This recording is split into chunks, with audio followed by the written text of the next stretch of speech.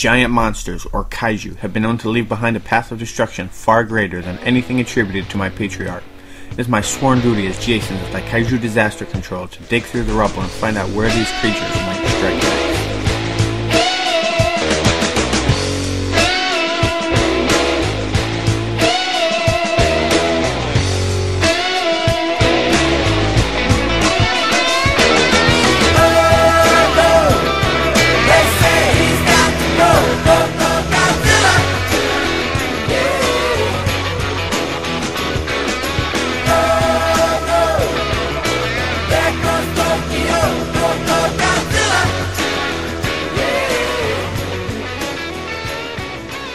Godzilla vs. Mechagodzilla was an attempt to bring Godzilla back to his roots with badassery, destroying Tokyo, and massive monster battles.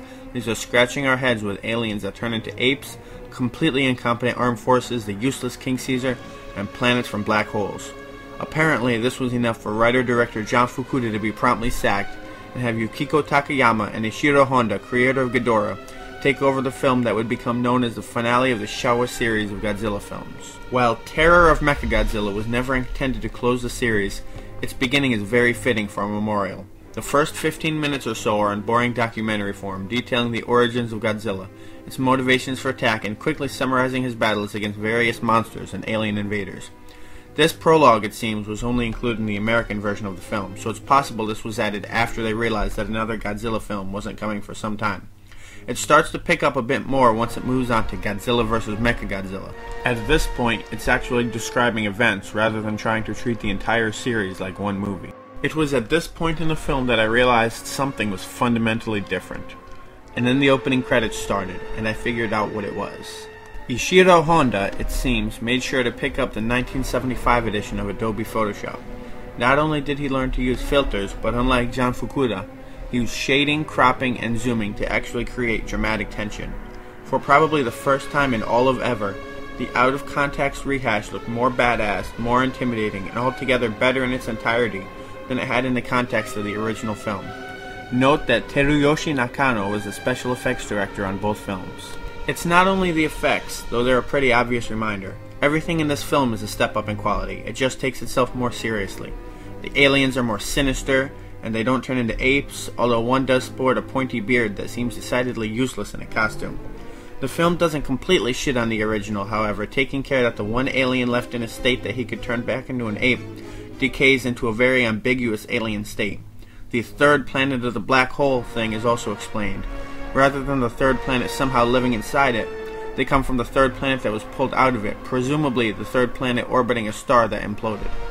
Not everything is great, however. Once we get past the prologue and our short first look at the being the DVD case tells me is Titanosaurus, we go on to humans.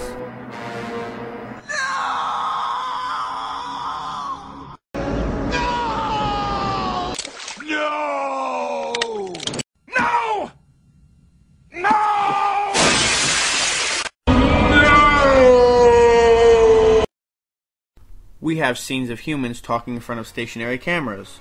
We have scenes of conversations where either the actors were clearly not on the same sets, or the director for some reason does not want us to know that they were, as only one side of the conversation is allowed to show their faces to the camera at any given time. We get one interesting flashback, notable only because I'm pretty sure it's unrelated to any other Godzilla movie, composed entirely of black and white stills with voiceover. I'm not sure how I feel about this exactly, but the fact that it's switched up a bit is definitely a credit to the crew. While we get a higher ratio of action exposition than some Godzilla films, the sheer amount of exposition is still overwhelmingly long and tedious. We're told about how the military seems to be working on plans for something, I don't know, it's never really finished before the film is ending due to some sort of problems. We're told about biologist Shinso Mafume's research and creation of Titanosaurus, though his role in the film is actually showed to us. When his daughter Katsura has an orgasm because of being shot by a phaser, just roll with it, guys, that's what I did. We're told that she is a cyborg. You know, because there was no other way for the audience to learn that vital piece of information. And because suspense and mystery are stupid, we see just enough of Interpol to know they're still around, but irrelevant for now, which is more than I can say for King Caesar. But let's face it, he was half the plot of the last movie, and he wasn't even relevant then. Do we really want him in this fight? Titanosaurus is sent for an unauthorized invasion of Tokyo and battle with Godzilla. Here, we learn that the cyborg Katsura is able to control Titanosaurus through her father's special procedure involving living brain cells used to control mechs. Apparently, this gives them increased reaction time and combat skills, even when it's pretty clear that the cyborg in control is not a fighter in and of herself. The film really picks up when Godzilla shows up. The first thing that had me in love with the film was, wait, is that the original Gojira theme? No, it's not. If anything, it's darker, with more bass. Akira Ifukube returned to the Godzilla franchise with this movie, and it shows. The monster score is as epic as any of your other favorite kaiju flicks. Unfortunately that we had to wait for Godzilla himself to appear for this to become noticeable, but I don't think anybody was paying that much attention before this, so it's all G. G for Godzilla. Godzilla and Titanosaurus duke it out. Godzilla seems like he wants to finish the fight, but Titanosaurus must have something else to do as he runs to the end of the stage and jumps down. Maybe the actor got paid by the hour. It is here when we learn that Dr. Mafune is not entirely under the thumb of the alien leader. He's in this for science! Which means that he's really a minion of the all-reaching Dr. Insano, and he's not in it for the alien's interest. Still, he's not suicidal, and he agrees to follow orders, wrapping up the majority of the human plot, in time to send Mechagodzilla, who has been given the same cyborg treatment as Titanosaurus both after Godzilla.